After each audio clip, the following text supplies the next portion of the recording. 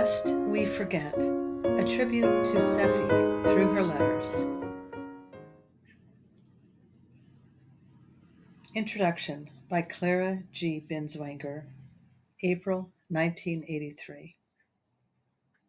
The introduction starts In 1912, my father, suffering from a heart ailment, was advised by his physician to take a cure in Bad Nahum, Germany. Accordingly, I accompanied my parents on what was to be a year-long stay abroad. My father's sister, Amy Guggenheimer, was the fourth member of the party. After the cure, which apparently was successful, for my father survived for another 20 years, we spent some time in Munich. There we met Augusta Hirsch, whose deceased husband had been a cousin of my father's mother. Augusta Hirsch welcomed us warmly, and we enjoyed her gracious hospitality in her luxurious home on numerous occasions. She had two daughters and two sons, of whom I recall only the two girls, Trudy and Sefi. Sefi, the writer of the following letters, was a delightful, beautiful young woman, charming and vivacious. My father found her gaiety a great morale booster, and at his invitation she went with us on holiday in the Alps to a place called um, Cochelsee. I was then 14 years old and she 24, and despite the difference in our ages, a warm bond of friendship was established between us, like two affectionate sisters. Although I never saw her again after our return to the United States, my parents did reestablish contact with her after World War I. During that war, she was a nurse caring for the wounded in hospital and subsequently became a midwife. At some point, she married Dr. Kronheimer, a non-Jewish physician, and with the coming of Hitler, they had to leave Germany. The following letters, written from Holland, are the result of our attempts to persuade her and her family to emigrate to this country.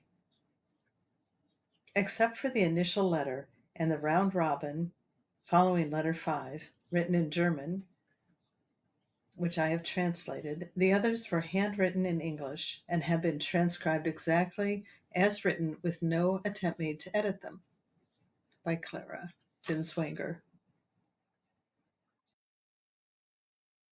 This first letter is translated from the German on October, was written on October 3rd, 1938. My dear ones, will these lines ever reach you? And which of you will they find? So many years have passed since I have been in touch with you, and I don't know if this is sent to the correct address, nor can I remember whether we spoke German or English together.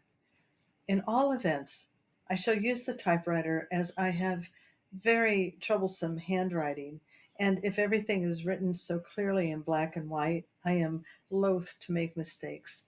Therefore, I prefer to write in German, so please understand this. How we ever lost contact with one another, I do not know. I must have mislaid your last address after our last meeting on the occasion of your European visit after the war. But at that time, I was expecting a baby or nursing, so could not accept your proposal to meet you in Paris. That must have been in 1920, or maybe it was 1922, as my girl is 18 and the boy is 16 years old.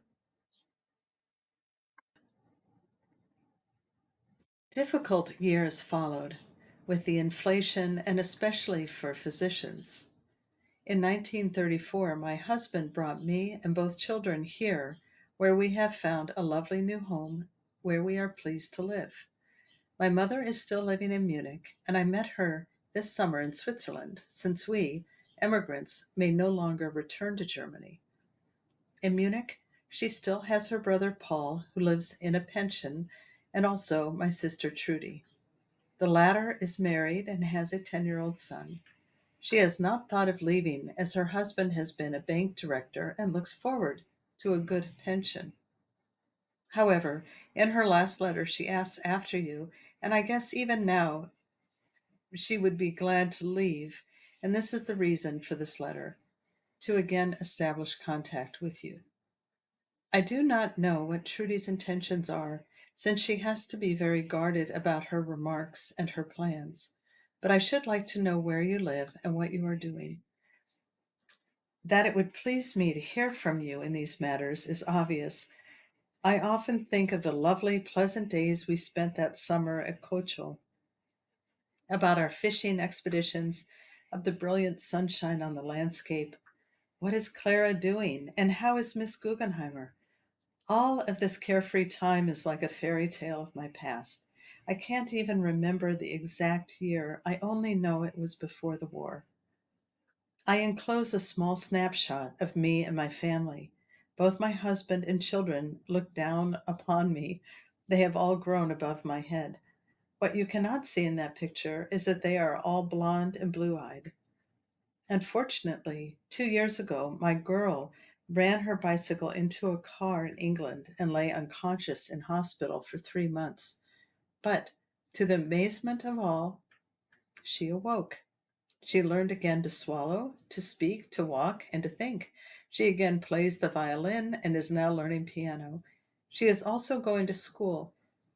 But in spite of this, she is laboring under many difficulties because of the severe accident. The boy attends gymnasium, learns easily, and will graduate in July 1940. Too bad, he is one who works only with his brain and lacks all manual skills. Perhaps in these times, it is for the best. So now you know all that is essential about me. Now I look forward to hearing further particulars of all of you. Perhaps you could send me a picture of all of you. Also, let me know if you would rather have me write in English rather than German. To be sure, I am no longer perfect and will make many mistakes. But after all, you must know which is better and easier for you. So, for the present, I greet you warmly in these times when can hardly hope for a reunion. Please excuse the mistakes. I do not use the typewriter often. With all good wishes, your Sefi. This is the second letter, which was written on March 14th, 1939. It begins, My dear Clara, you may not judge my joy receiving your dear letter by the late answer. I was delighted getting direct news of you and finding that young American cousin grown up to be an amiable mother. I have no idea about our relationship. Do you? But it's not the kinship, much more the frame of our minds, mood, and disposition which attracts us. I try to guess how old you may be, but you are no more so young as my mind reminds you. I suppose I am just in between you and your mother. I am 52 years old. And you? Now hear my task of the last months, and you will forgive me not having written earlier. 1. My husband had two brothers with family here. The older one only 10 years more than my husband, but in reality, he could have been my man's grandfather. He became suddenly physically and mentally a senile man, advanced in years, just as his wife, too. They didn't alone ask for every little thing of my husband, but they couldn't speak one word of Dutch and had nobody to talk to as us. My husband was so much engaged by those poor old people that he had no time nor thoughts for his own home or children. At the moment, my husband stays in Palestine, whereto he accompanied them to their married daughter. But naturally, I too had a lot of duties against them. Besides, I like them heartily. They went away March 1st, but February 1st, my old housemaid, 12.5 years with us, had to go back to Germany. Herr Hitler calls the girls all home. The new maid came February 1st, and February 2nd, I sent her directly away again and preferred to do my work alone. Must I tell you, I had no time, no maid, and my brother in law 3 to 4 times per day here, and the wife of the other brother in law since November in hospital.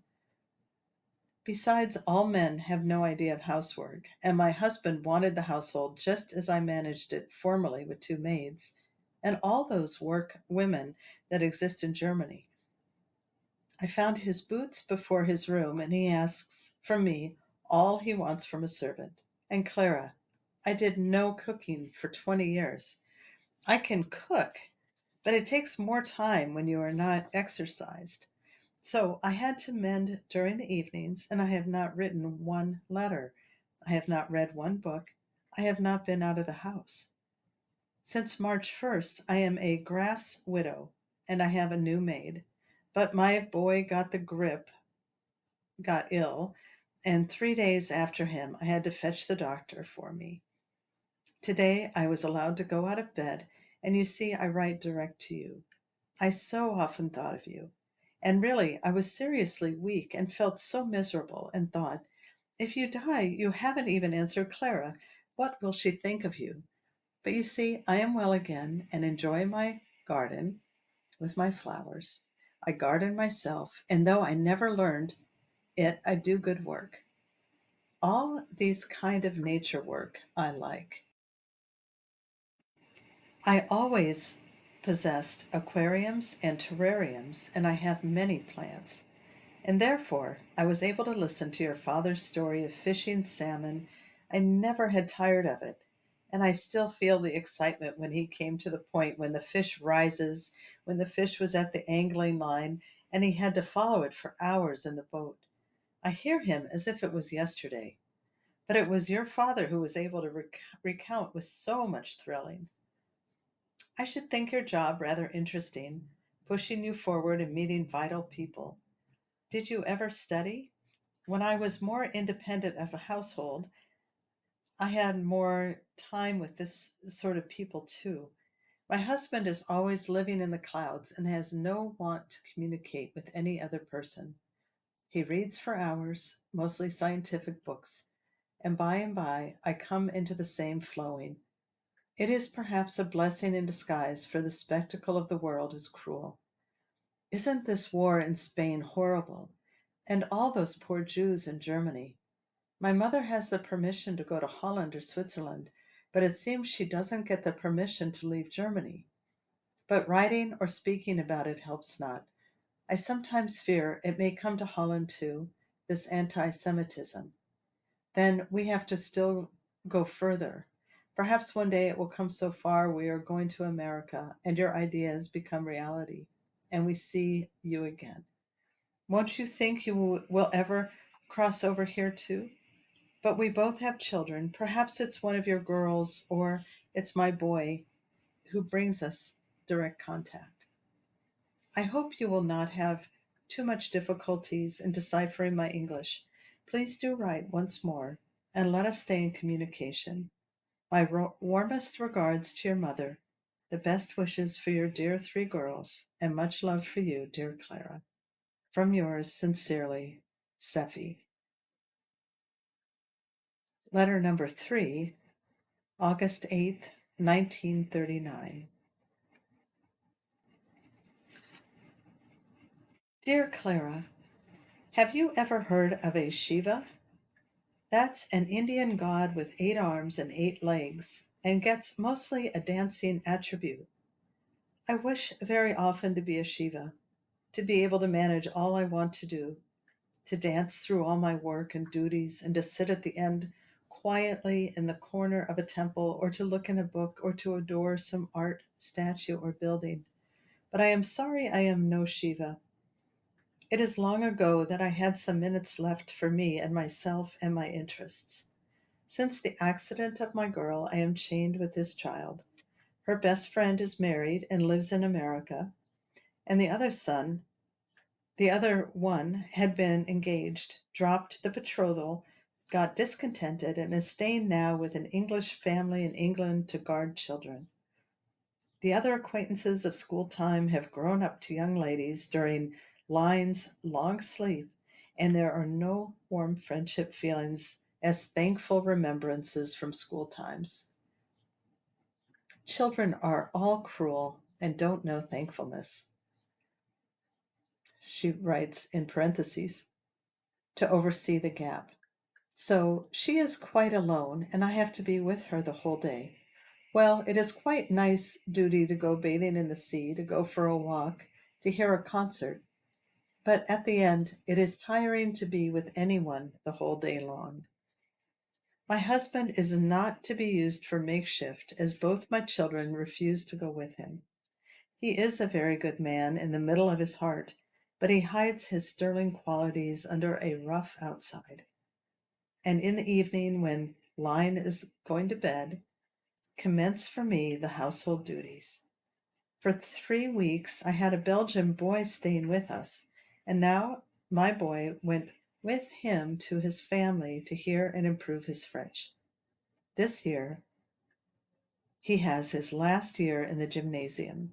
Here in Holland, the children have to learn much too much, and I may be happy my boy learns easily and quickly, but he is still a big child, doesn't know yet about girls and cigarettes or drinks, and I'm glad for that. You don't tell anything about your girls. Surely they are all three different. Do you had do you have any difficulties with regard to their father, your divorce? Before the accident, my girl inclined more to her father, and I observed with surprise how much love and blindness she oversaw the injustice and dictatorship of him. But her illness changed this. A very curious observation, interesting for psychologists too. My girl is rather easy to guide in the contrary to her brother. And your girls? How have you been to the World's Fair? It must be terribly hot in America now, and I suppose still the hottest in New York. Do you stay the whole summer in town? Do you take some vacation time? I intend going with Line in October to Lyford in England to see the professor. He kindly invited us, and we hope to meet there still an American professor who is studying with him.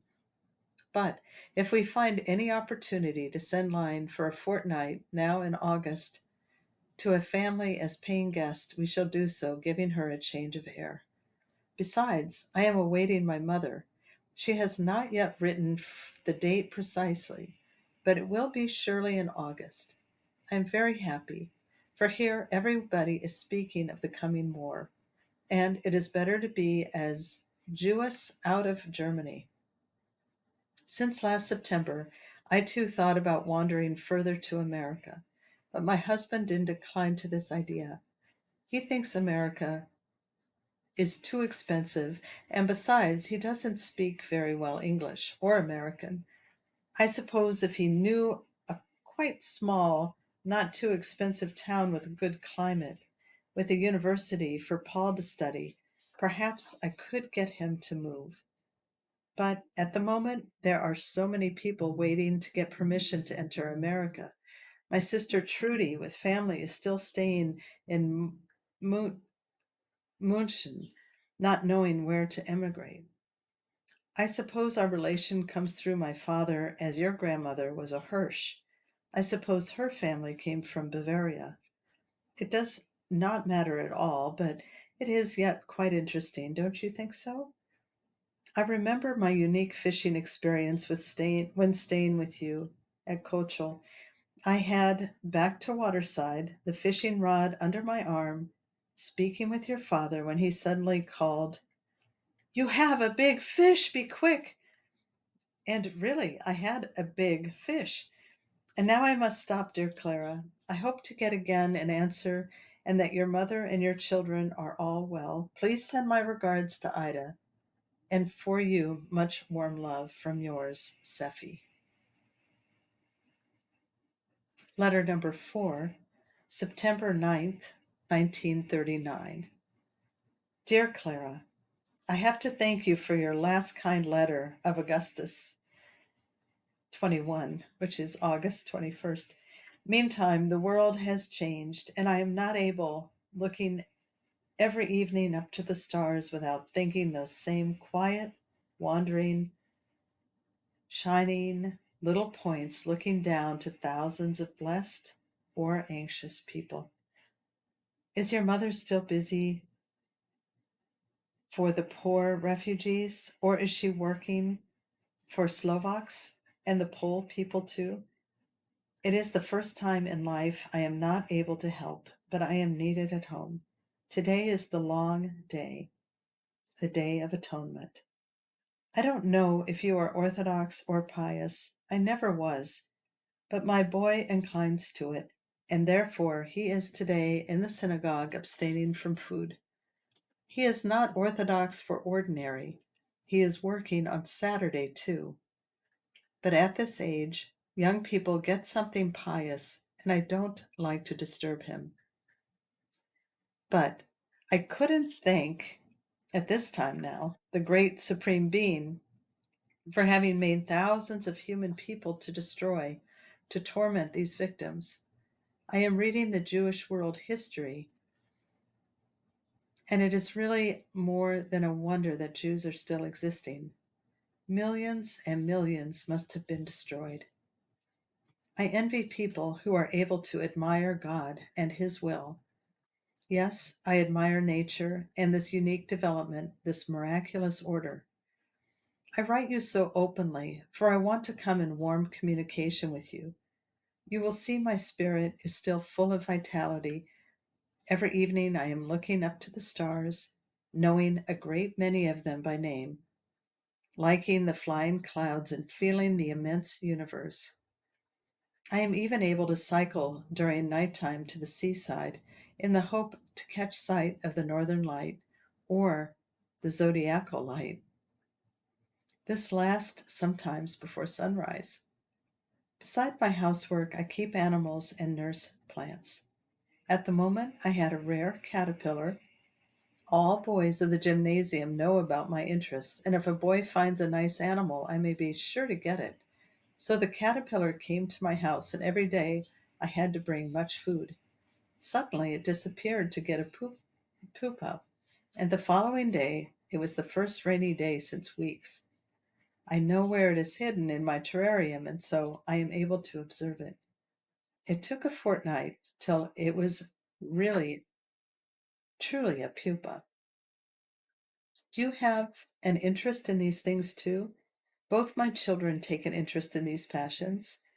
I don't know if they are inherited or if education brings it to them. You know that a boy stays much longer a child than a girl, and my girl is, in consequence of her accident, much younger than her age, so I still have my satellite as 10 years ago. So you see, my burden I have to carry is decorated with joy too. I thank you for the advice of American universities, but at this moment we cannot think for the future. We have to see how all develops. Besides, it is impossible to take up plans. We live from one day to the other.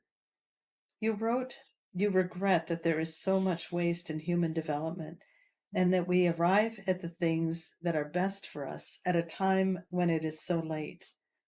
I am of other opinion. The human way cannot go quite straight to its destination, and it is only by these side ways that one finds the equilibrium. Besides, I am of opinion that every marriage brings the human being out of its direct way, though guides it to another way, also harmonizing with the mentally, and then it's unlegible. An unmarried woman develops many more qualities, though doesn't reach the real female standard. You mentioned the good swimming of your girls. I may say the same of my children, and notice it with all my family members. I am inclined to say it is the most proportioned sport for Jews. This is very interesting for me.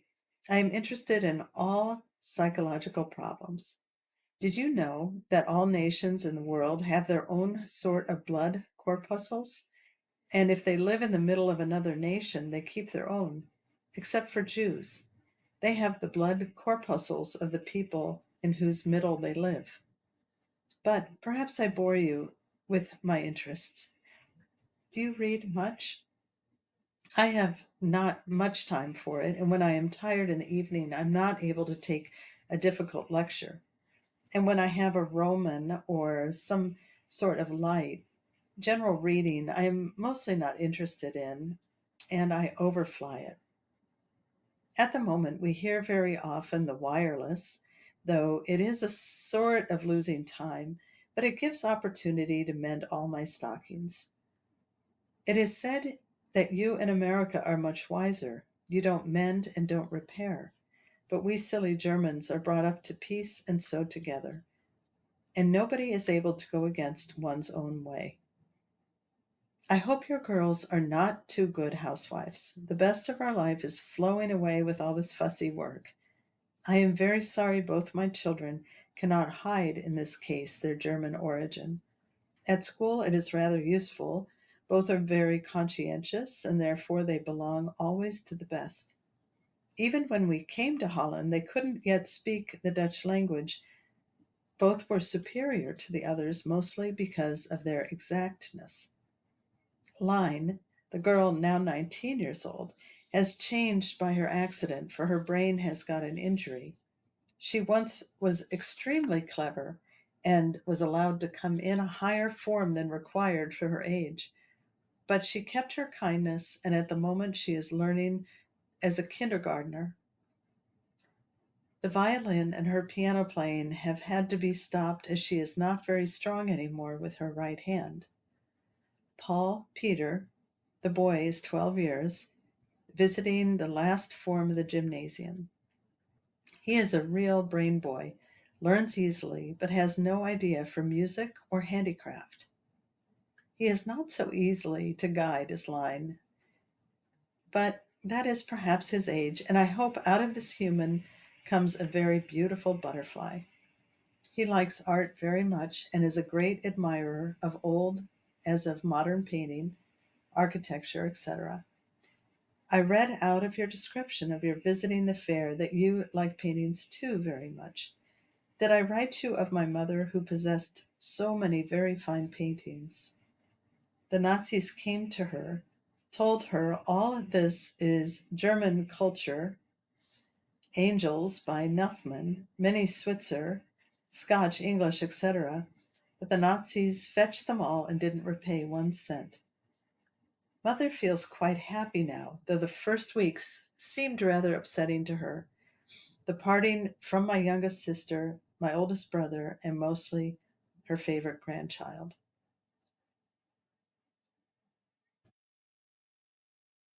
This is the number 5 letter, which was written on September 25th, 1939. It is now the 5th time I am recommencing and continuing this letter, so I shall finish it. I hope my lines find you and your children in good health. I suppose you are at this time again all at home and dreaming of your holidays. Possible you in America are so far away from the war that you are not able to comprehend our feelings.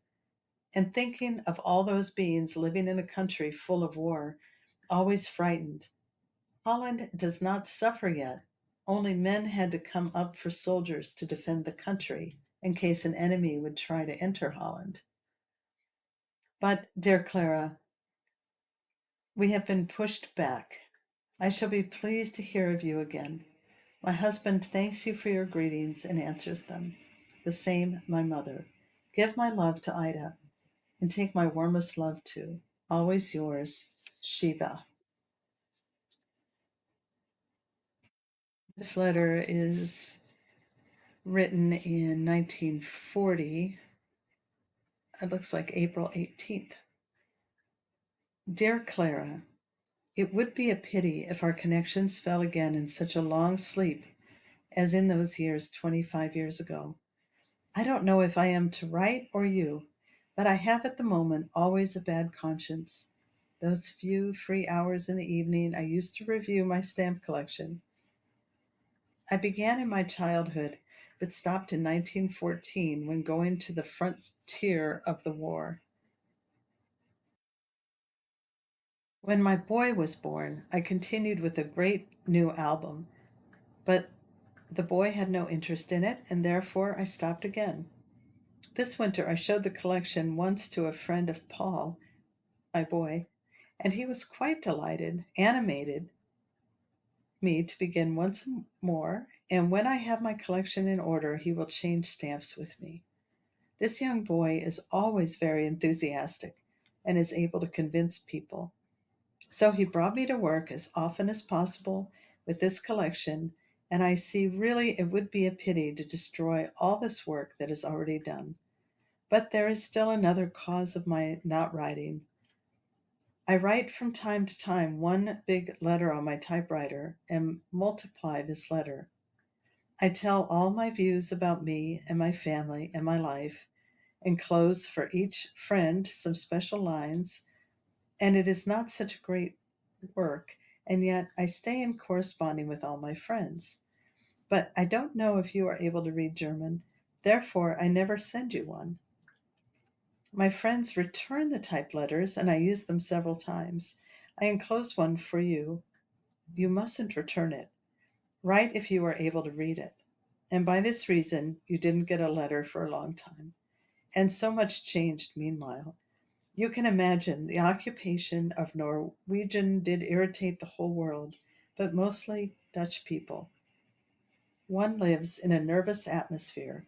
Yet I enjoy my little garden with all my flowers in it, and I love the warm sun. I am still without housemaid, and I know I never shall get one. Many, many people are without help, and now they ask so high salaries that I can't afford it. I would be very sorry if I had to leave this little country where I like to stay and to live. But when Hitler comes here, I have to emigrate once more. But at the moment, I don't think about my future. I live, and then it cuts off.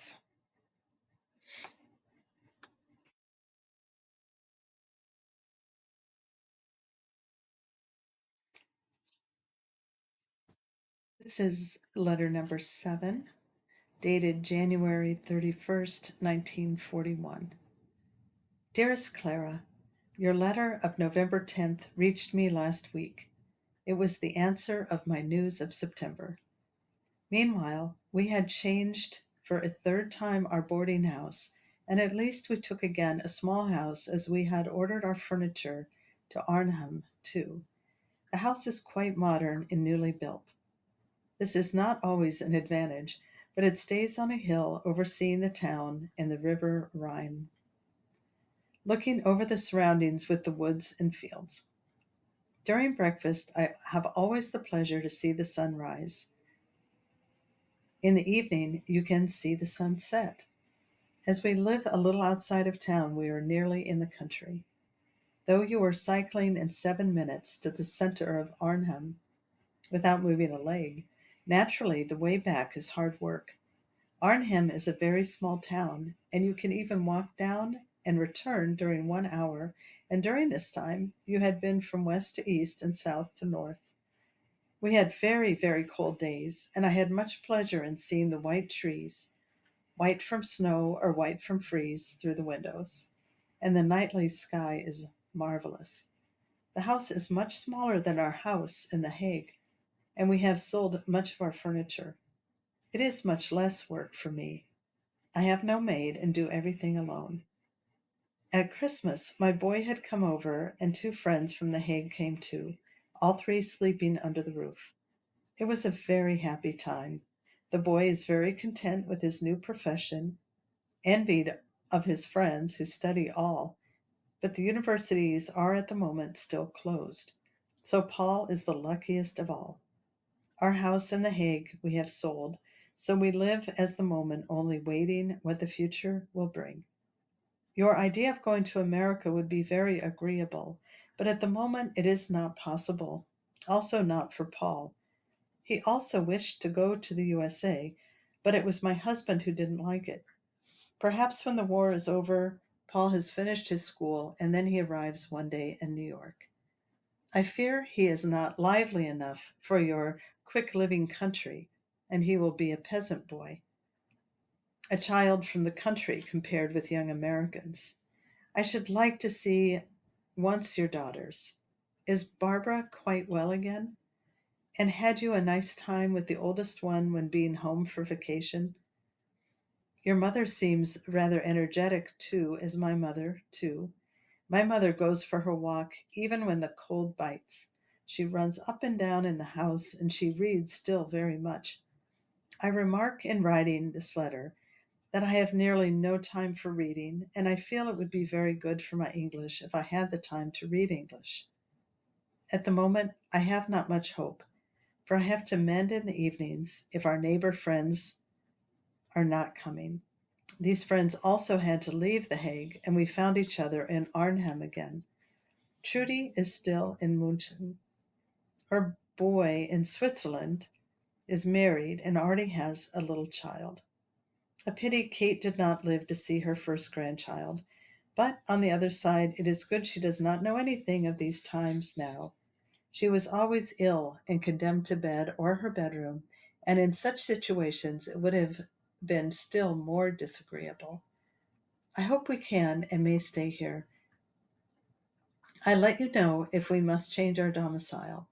The house is now so beautiful in order, and a move is always so much work. I hope you will write again and let me know how you and your family are. Many kind regards. My warmest love for you, dear Clara. Yours affectionately, Sefi. This is letter number 8. It's written in September, on September 28th, 1941. My dear Clara, your last letter is dated November 10th. I answered it in spring, but as there arrived no news, I suppose either your answer of my letter lies anywhere on the bottom of the sea. Perhaps even you may think it is not worth while writing, considering all the circumstances, not being able to tell all you like to tell.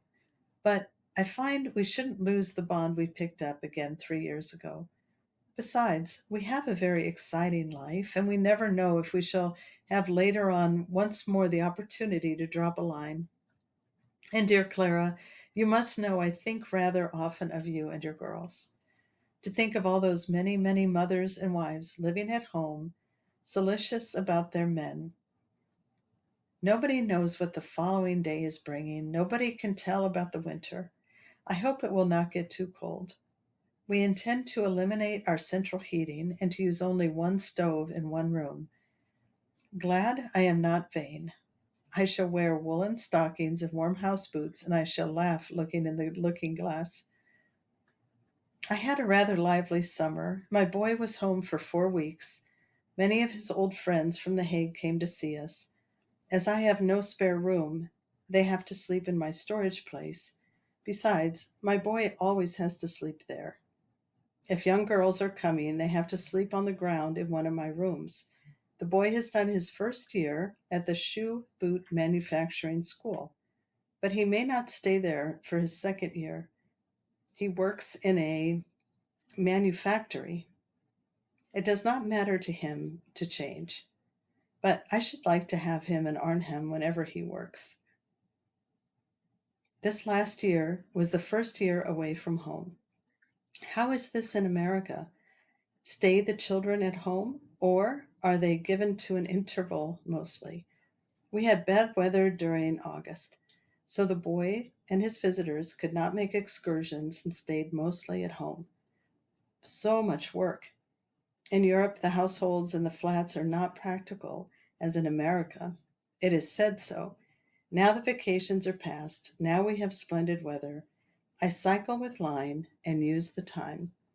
Now, in October, I have to prepare my garden for the winter. I am looking forward to it. It is so nice work. And you had a nice summer? Did you go with your friend and the car again, making a nice trip as last year? There is not much change in our life, as we have no wireless and also no opportunity to hear music or to see pictures. We have bought nice records for our gramophone. We had mostly records by J.S. Bach, but now we have from Beethoven, Schubert, Mozart, etc. too. Are you musical? Do you play an instrument? And how is it with the voice of your daughter? I have sold my great piano when going to Arnhem, but I miss it very often. But I do have another hobby. I have a terrarium and have much delight this month bringing insects, caterpillars, etc. to development. I tried to photograph them, and if the snapshots came out well, I write little causeries in biological periodicals. This hobby I have since my childhood. The idea of making work of it came by a friend of my boy, a young student. Glad that I am healthy enough to manage all this besides my household. And how is your mother? What are the girls doing? Tell me about you. My mother is well, and for her 84 and a half years, a miracle, going every day for her walks, reading every book, and full of interest for all what life brings. Naturally, she stays so full of vitality, looking forward to the future when she shall be able to see her other children and grandchildren again. My sister Trudy is still in Munich, but I think there is not much difference between Munich and Arnhem. Trudy is longing for her boy who is in Switzerland. Yes, everybody is looking into the future. Whom will we once see again? I should like to meet you too once more, and now goodbye, my warm love for you, dear Clara. Affectionately, Sefi. Conclusion. During our involvement in the war, there was no possibility of exchanging letters with a hostile country once Holland had been invaded by Germany. A single letter of mine to Sefi, written at the conclusion of the war, was returned to me with a penciled note in Dutch on the envelope, "House destroyed." The contents of that letter, dated August 22nd, 1945, follow. Dearest Sefi, I write this letter wondering as I have wondered thousands of times about you and your family, hardly daring to think what you have been through, and always hoping that during these past weeks perhaps there would be some word from you. Now I must write just a few lines, hoping they will reach you, that I will get some word, and that you will let me know what you need, what we can send you, where you are. There seems so few words to write to anyone who has been through the horrors of the past years in Europe, from whom we have heard nothing for all that time and have no idea how things go with them. I just keep hoping that by some miracle I will have word from you and that you will let me know if there is anything that we can do to help. My girls are all well. The youngest, Barbara, is working on a farm. The middle one, Carol, teaching dancing at a girls' camp. And the oldest, Martha, getting her degree at college. She will teach occupational therapy. I have been on vacation for 5 weeks, the first time I was away in 2 years. I stayed with a friend at her home on an island 15 miles out at sea, off the coast of Maine. My mother sold her camp in Canada this past June. She was ill for a few weeks, but is better now. This carries very much love to you and the hope that we will have some word from you. Affectionately, Clara. The last letter I had from you was January 31st, 1941.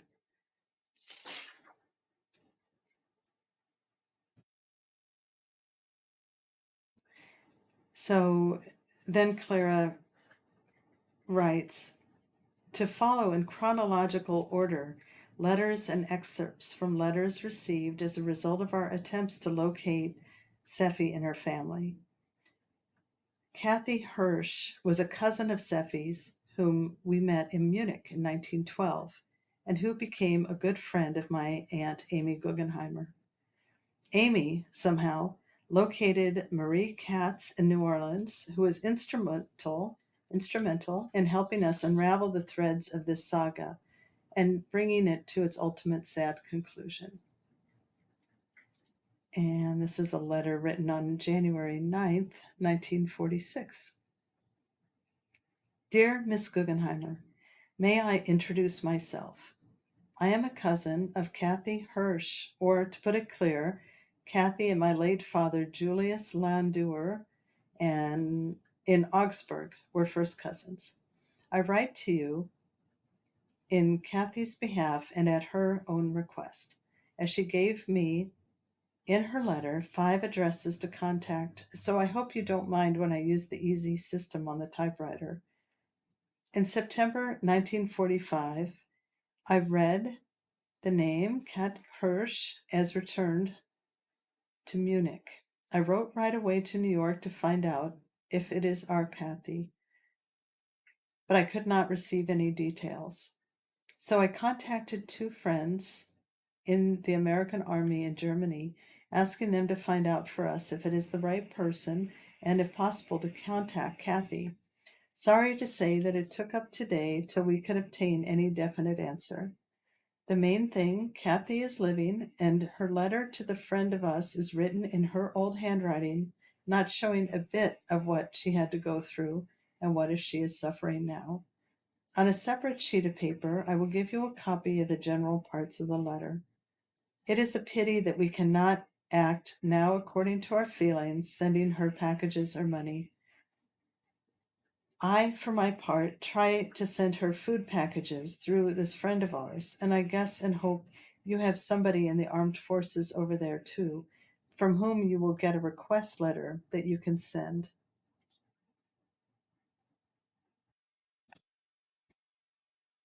And then this letter continues. A letter from Marie Katz from New Orleans, dated February 6th, 1946. Dear Mrs. Binswanger, thank you so much for your kind letter. Kathy is a first cousin of my late father, whose mother was a Nee Hirsch. The same relation was with Sefi. I knew her and her whole family very well. Did you know her sister Trudy? Her brothers? Very sorry to say, but I'm afraid referring to Kathy's letter, it almost looks as if they are not living anymore. I'll translate you the passage. Trudy Masser, Sefi's sister, and her husband came to Riga. Sefi, her husband, and her daughter appeared all of a sudden one day, and a few months later, they also disappeared, just in the very same sudden way. I was never able to find out where they had gone to. This does not sound good to me. What became of Masser's boy, the Hirsch's brothers? Who knows? I sent Kathy a package 4 weeks ago and a second one yesterday. Now I wait with another one until I get confirmation that one package arrived. Let us hope that our packages and letters will bring help and comfort to Kathy. Life was just too hard for her and was getting rough and more rough. What strength and energy she must possess to survive what she has gone through.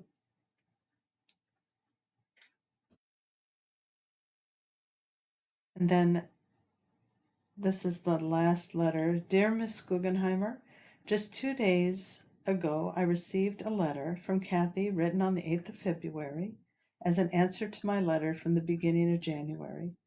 I can not tell you how much I admire Kathy's personality, her courage, and her energy. She wrote in this letter that she made the first tryouts to walk again. She adjusted her prosthesis as good as possible because it would take too long to wait for an expert to work on it. But I remember that Kathy always fixed her artificial leg herself, that she made even some inventions to make it easier for her, and that she told the workmen what had to be done. Kathy wrote that after 3 months waiting, she received a certificate for the special kind of shoes she needs, and that the inflammation of her joints resulted from being forced to wear the wrong kind of shoes for such a long time, as her own ones were stolen. Now she was waiting for someone to drive her to Munich for procuring her shoes. She has to see an orthopedic shoemaker. She was so glad to learn that I wrote to all of you, and she was always worrying about her brother Alfred. She gave me in a former letter addresses of some friends of his whom I contacted. One of them already wrote back to me that he did not hear from Alfred either since 1942. So, as all of you state the same fact, I'm afraid we have to accept the sad truth that he is not living anymore. But I do not mention this to Kathy. It is up to her to draw the conclusion out of the single statements she is receiving. I just finished this letter when the evening mail brought a letter from Mr. Sigmund Rosengart from Switzerland. When I contacted him at Kathy's request in behalf of Alfred, I did not know that he is a brother of Mrs. Scharf, whom I contacted the same as you. Mr. Rosengart wrote that he was in constant contact with Alfred until August 1942. Then, dated August 15th, 1942, Mr. Rosengart received a note from Mr. Walter Hertz at Alfred's request that Alfred had to leave the camp. This was the last word Mr. Rosengart ever heard from Alfred or this other gentleman. So Mr. Rosengart thinks that Alfred is not living anymore. He saved all the letters he received from Alfred, included with my letter a letter for Kathy telling her all the details, all the way up to the sad end, leaving it up to me if I'll send this letter to Kathy now or send it sometime later when Kathy will be better. But I think I will not save the letter but send it to her when I write next time. She has this worry and uncertainty in her mind all the time, and I think it is just the same strain on the nerves than the fact that nobody heard from Alfred since 1942. I think deep in her heart, Kathy is conscious of the sad fact anyhow, but as a matter of fact, it is just natural that she tried to find out whatever she could.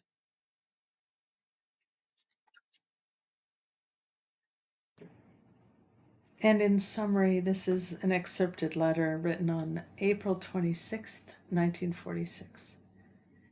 Dear Mrs. Binswanger, I received your letter from April 7th and wanted to start my letter today with the best wishes on the marriage of your daughter. I can give you a few additional news today which might interest you.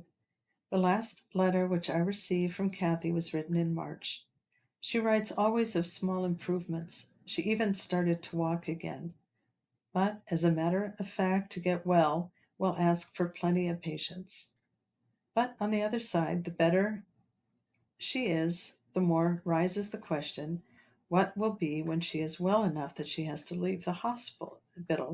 And I am afraid that nobody of us on this side of the ocean can answer this question. As you are so deeply interested in Sefi's fate, I have news too. To my great surprise, I received a letter about 2 weeks ago from one of Sefi's brothers, the only living one of this branch of the family. Fritz Hirsch lives with his wife and his 16-year-old son in Holland. All three of them lived under false names with friends of them through the last 2 years of the war, and thus they were lucky enough that nothing happened to them.